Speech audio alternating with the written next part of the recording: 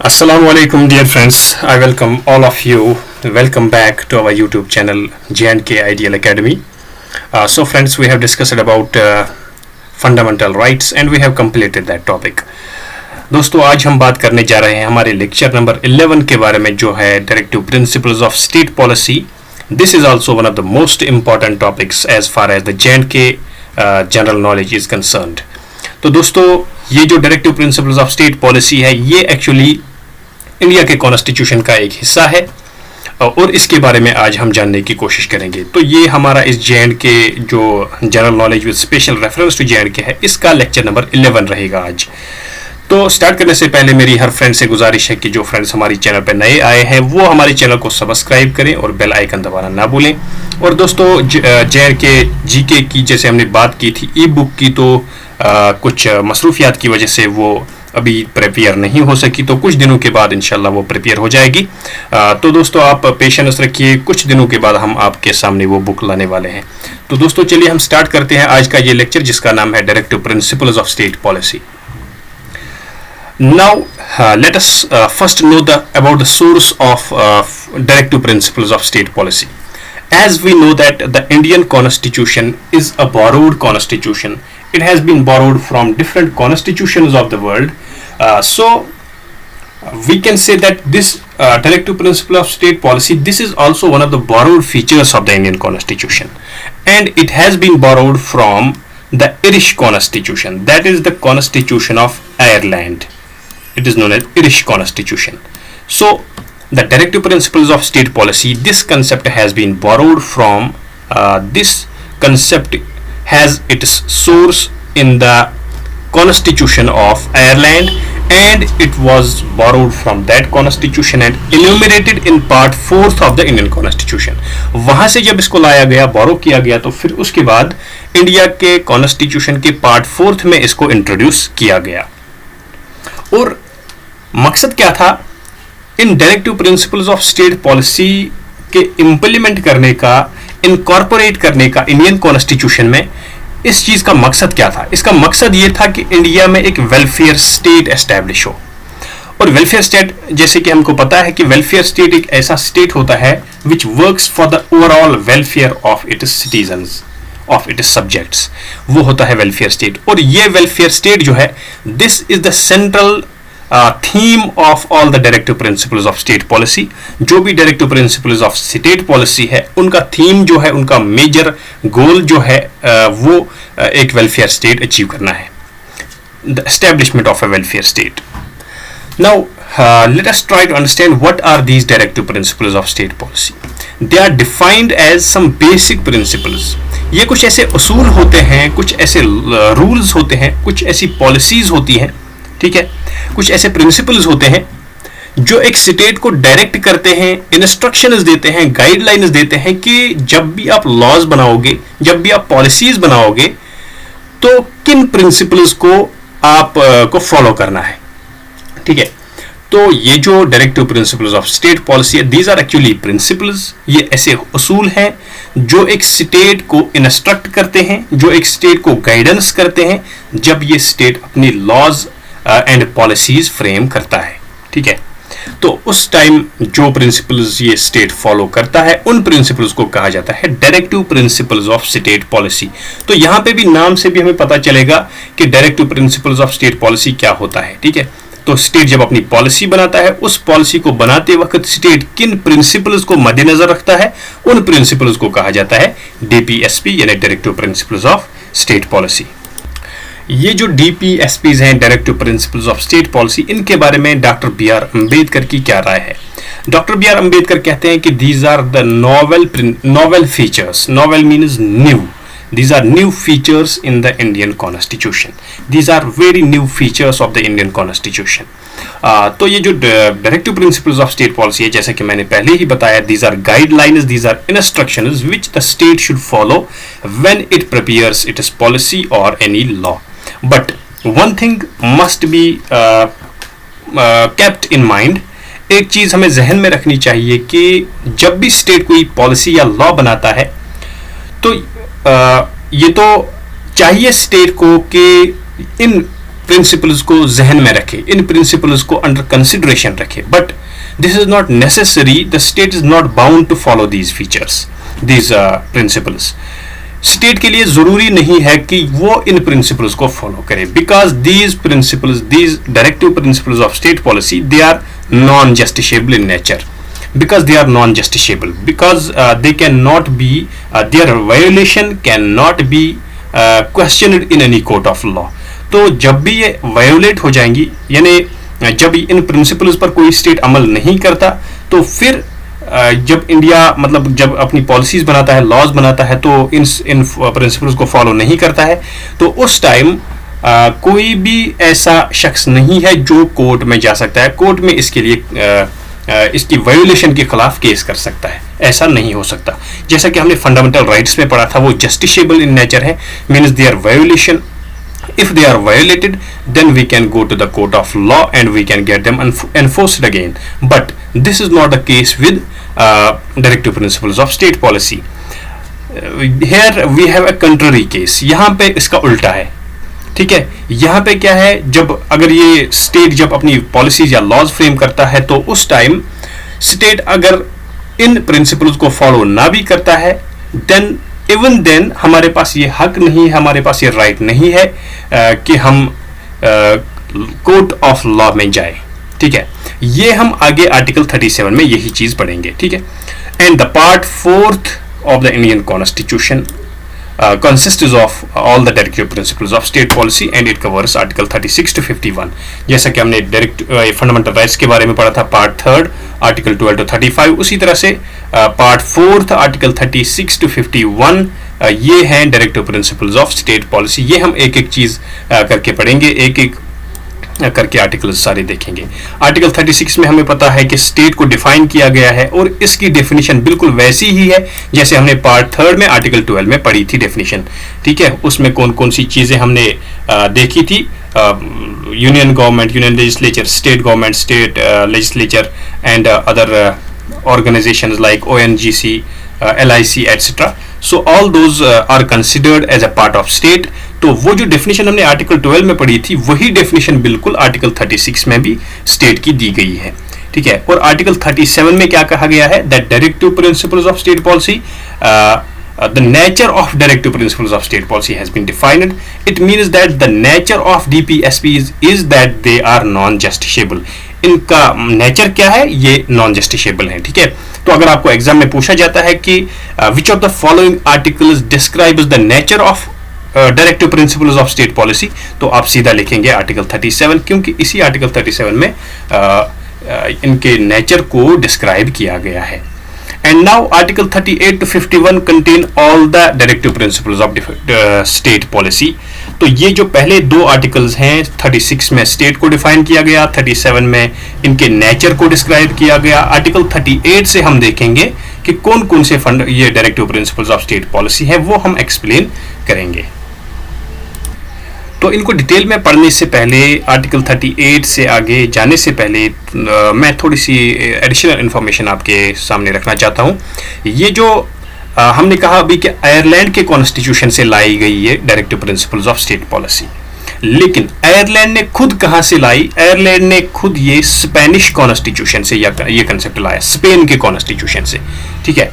तो एक्चुअली क्या हुआ कि इंडिया के जो कॉन्स्टिट्यूशन फ्रेमर्स थे, ठीक है, the makers of the Indian Constitution, the framers of the Indian Constitution, they were much more influenced by the Irish nationalist movement। उनको बहुत बड़ा इन्फ्लुएंस था कहाँ का, आयरलैंड में जो नेशनलिस्ट मूवमेंट थी, उसका बहुत बड़ा इन्फ्लुएंस था उन पर जो इंडिया के कॉन्स्टिट्यूशन फ्रेमर्स थे, और इसलिए उन्होंने ये directive principle of state policy का कंसेप्ट आयरलैंड के कॉन्स्टिट्यूशन से 1937 में बोरो किया, ठीक है। और फिर यही कंसेप्ट इंडिया के कॉन्स्टिट्यूशन में इनकॉर्पोरेट किया गया इन 1946 टू 1949। तो कुछ स्कॉलर्स जो हैं, ये इस directive principle of state policy, इस फीचर को, ये जो प्रोविजन है इंडियन कॉन्स्टिट्यूशन में, ये जो पार्ट है इंडियन कॉन्स्टिट्यूशन में, इसको कहा जाता है, इसको ये स्कॉलर्स कहते हैं the kernel of the Indian constitution. Kernel means essential part, ठीक है, एक बहुत ही एसेंशियल पार्ट, एक बहुत ही इंपॉर्टेंट पार्ट है कॉन्स्टिट्यूशन का, ठीक है। तो ये है इसकी अहमियत, और ये हमने पहले ही डिफाइन किया, आर्टिकल 36, 37 ये हमने पहले ही देखा। ये जो directive principles of state policy हम पढ़ने जा रहे हैं आर्टिकल 38 से आगे, इनकी कुछ कैटेगरीज हैं, इनको क्लासिफाई किया गया है कुछ कैटेगरीज में, 4 कैटेगरीज में इनको क्लासिफाई किया गया है।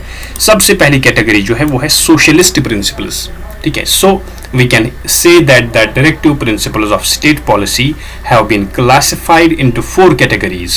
The first category among them is the socialist principles.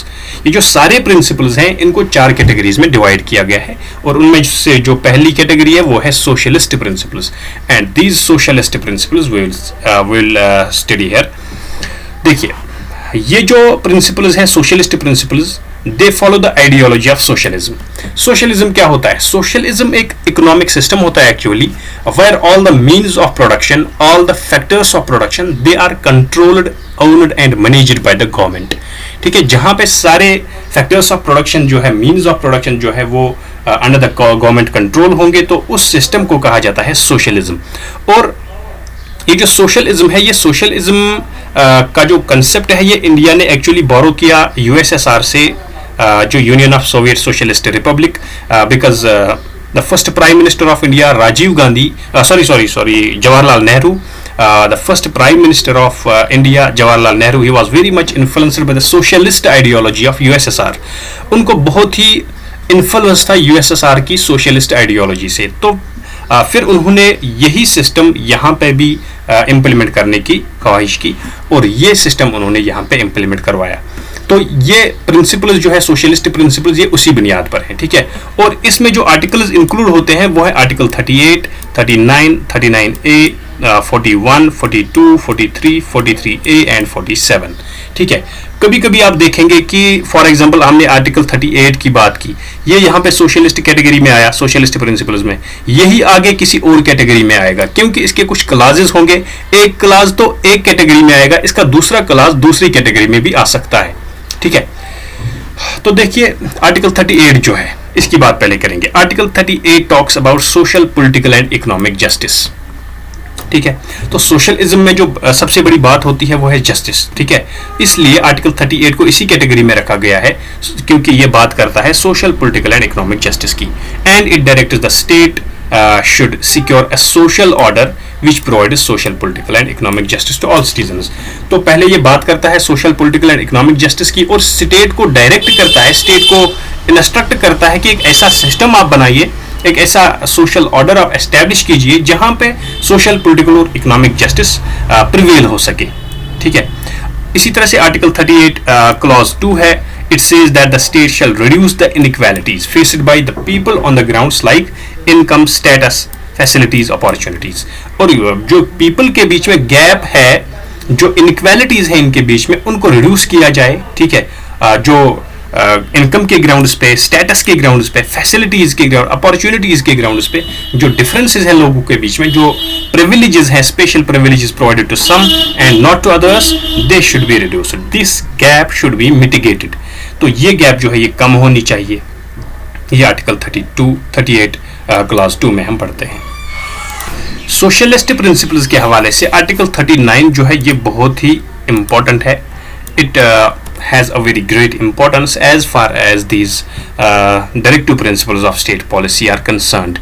And the state, according to this article, according to article 39, the state shall make its policies towards securing the following objectives. यानी state को अपनी policies इस तरीके से बनानी है ताकि जो ये ऑब्जेक्टिव्स दिए गए हैं यहाँ पे ये सिक्योर हो सके, ठीक है. क्या ऑब्जेक्टिव्स हैं? All the men, women and citizens should have the right to an adequate means of livelihood. यानी तमाम जो स्टेट में मेन है, वुमेन है और सिटीजन जो भी है, उनको इक्वल राइट्स होने चाहिए, ठीक है. They should have the right to an adequate means of livelihood. They should earn livelihood equally, ठीक है. एडिक्वेट मीन्स ऑफ लिवलीहुड उनके पास होना चाहिए. The ownership and control of the people or any material resources under the community should be distributed as it is for the common good of the public. तो जो resources हैं, material resources जो हैं, उन पर लोगों का इख्तियार एक जैसा होना चाहिए, ठीक है, ताकि जो कॉमन गुड है वो हासिल हो सके, लोगों का अच्छा हो सके, लोगों की अच्छाई के लिए ऐसे मतलब उनको डिस्ट्रीब्यूट करना है ताकि लोग उससे फ़ायदा उठा सके। ठीक है, equal pay for equal work, ये तो हमें पता है, and this is very important from your examination point of view. ये पॉइंट आपको बहुत जरूरी याद रखना है। Equal pay for equal work किस आर्टिकल में दिया गया है? ये आर्टिकल 39 में इसका कंसेप्ट दिया गया है।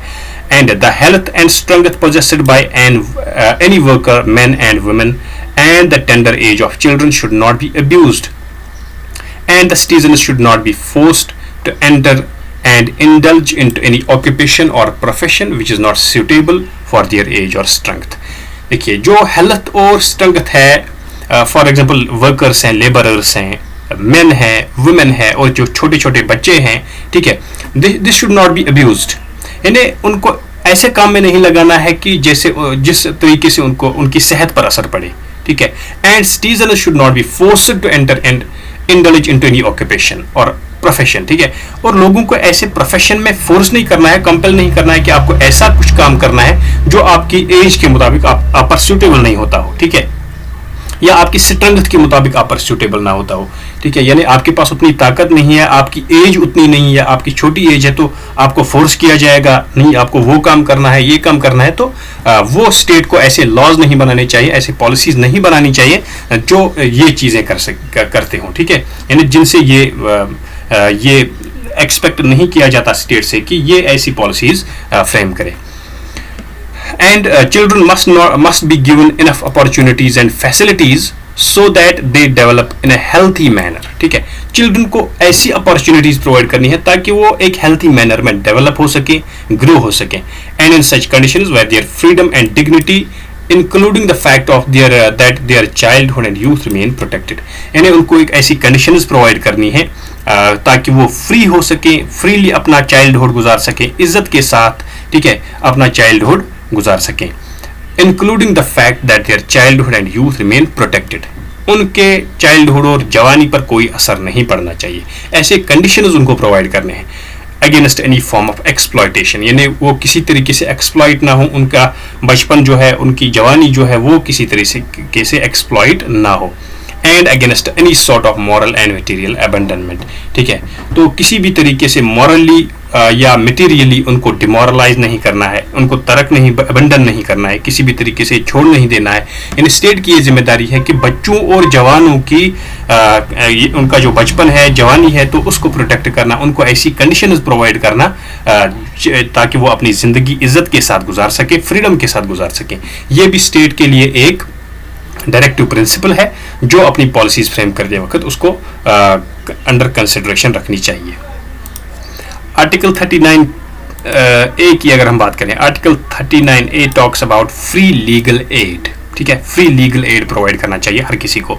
Article 41 it talks about welfare government और वेलफेयर स्टेट, तो ये भी इंपॉर्टेंट है। ठीक है, ये भी एक तो आर्टिकल 39 में आपने देखा कि equal pay for equal work, and article 41 में आपने देखा वेलफेयर स्टेट का कंसेप्ट, ये भी जो कि एक सेंट्रल आइडिया है इन जो कि एक सेंट्रल थीम है, एक गोल है in directive principles of state policy का, तो ये भी एक इंपॉर्टेंट पॉइंट है यहाँ पर article 41।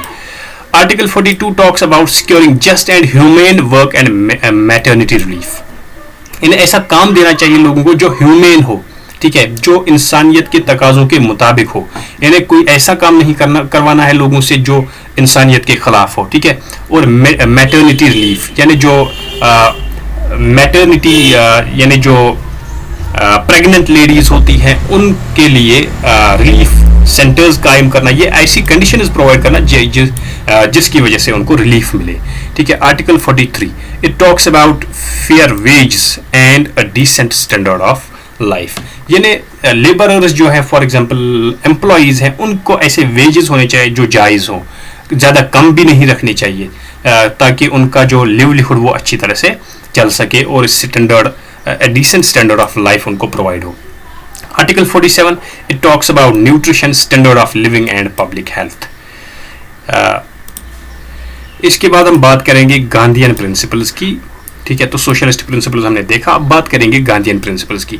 These principles reflect the programme and ideology propagated by Gandhi throughout the national movement. जो गांधी की आइडियोलॉजी थी वो इन डायरेक्टिव प्रिंसिपल्स में, इन आर्टिकल्स में वो रिफ्लेक्ट होती है उसकी आइडियोलॉजी, गांधी जी की आइडियोलॉजी। तो जो उन्होंने नेशनल मूवमेंट के दौरान जो उन्होंने आइडियोलॉजी अपनाई, वो आइडियोलॉजी इन आर्टिकल्स में रिफ्लेक्ट होती है। And in order to fulfil his dreams some of his concepts have been included. तो गांधी जी की जो आइडियोलॉजी थी, उनके जो ड्रीम्स थे, उनको फुलफिल करने के लिए कुछ इन आर्टिकल्स में कुछ डायरेक्टिव प्रिंसिपल्स ऐसे अपनाए गए हैं जो उनकी आइडियोलॉजी के साथ मेल खाते हैं, वो हम यहाँ पे देखेंगे। देखिए फॉर एग्जांपल आर्टिकल 40 में अगर हम देखें तो ऑर्गेनाइजेशन ऑफ पंचायत, क्योंकि स्वराज का जो कंसेप्ट था गांधी जी का, सेल्फ रूल का जो कंसेप्ट था कि हम सेल्फ रूल करेंगे यहाँ, तो वो एक कंसेप्ट यहाँ पे इम्प्लीमेंट किया गया है। फॉर एग्जांपल पंचायत की अगर हम बात करें, आर्टिकल 40 में उसको हाईलाइट किया गया है। तो panchayat are a very important source, important institutions of self rule, local self government, ठीक है। तो आर्टिकल 40 जो है ऑर्गेनाइजेशन ऑफ पंचायत, इसमें डिस्कस किया गया है। तो ये गांधी का एक ख्वाब था कि ये पंचायत एस्टैब्लिश किए जाएं, स्वराज सेल्फ रूल एस्टैब्लिश किया जाए। तो ये भी उस डायरेक्शन में एक स्टेप उठाया गया है। Article 43 it talks about promotion of cottage industries on an individual और cooperative basis in rural and remote areas of the country. जो फार फ्लंग एरियाज हैं कंट्री के, उनमें कॉटेज इंडस्ट्रीज एस्टैब्लिश करना, ये भी गांधी का एक कंसेप्ट था, ये गांधी जी की एक आइडियोलॉजी थी, एक ड्रीम था। तो ये भी फुलफिल किया गया, इसको directive principle of state policy में इंक्लूड किया गया। इसके बाद है आर्टिकल 43B, ये भी गांधीयन प्रिंसिपल्स में इंक्लूड होता है। It deals with the promotion of cooperative societies. ये जो कोऑपरेटिव सोसाइटीज का कंसेप्ट है, ये बहुत ही नया कंसेप्ट है, इंडिया के कॉन्स्टिट्यूशन में इंसर्ट किया गया है by the 97th amendment act of 2011। This is also very important. देखिए अभी तक जो हमने इंपॉर्टेंट चीजें डिस्कस की हैं, आर्टिकल 39 में हमने देखा equal pay for equal work, article 41 में हमने देखा वेलफेयर स्टेट का कंसेप्ट, आर्टिकल 40 में हमने देखा organisation of panchayats, and article 43B में देखा हमने promotion of cooperative societies. So these are important articles. Others भी इंपॉर्टेंट है लेकिन ये ज्यादा इंपॉर्टेंट है। 97th अमेंडमेंट एक्ट ऑफ 2011, इससे कोऑपरेटिव सोसाइटीज का कंसेप्ट जो है वो इम्प्लीमेंट किया गया, वो इसमें इनकॉर्पोरेट किया गया। तो ये जो आर्टिकल 43B है, ये कहता है कि state should state should put efforts to promote and manage these cooperative societies। ये cooperative societies क्या होती हैं? ये एक्चुअली कुछ लोग होते हैं, जमा होते हैं, वो कुछ ग्रुप बनाते हैं, डेमोक्रेटिकली ग्रुप्स बनाते हैं ताकि उनकी जो इकोनॉमिक और सोशल इंटरेस्ट्स होते हैं वो फुलफिल हो जाए। इसी तरह से आर्टिकल 46 में ये भी एक गांधीयन प्रिंसिपल है, ये भी गांधीयन प्रिंसिपल्स में इंक्लूड होता है। And it deals with the protection of SCs, STs and weaker sections from exploitation. Article 47 it prohibits use of intoxicating drinks. उन ड्रिंक्स को प्रोहिबिट करना जो जिनसे नशा आता हो, जो इंटॉक्सिकेटिंग ड्रिंक्स हो, उनको ये मना करता है, ठीक है। तो prohibiting article 48 prohibiting the slaughter of cows and other cattle, ये आर्टिकल 48 में है, directive principle of state policy है, ठीक है। तो all these are Gandhian principles which have been discussed in different articles of this constitution in part 4th. So friends, today we have discussed about the introduction of directive principles of state policy, their source, and two types of these directive principles of state policy, that is socialist principles and Gandhian principles. Let us conclude here friends. तो इसके साथ हम आज का ये lecture conclude करते हैं। इंशाल्लाह आपके साथ दोबारा मिलेंगे अगले लेक्चर के साथ। तब तक के लिए खुदा हाफिज।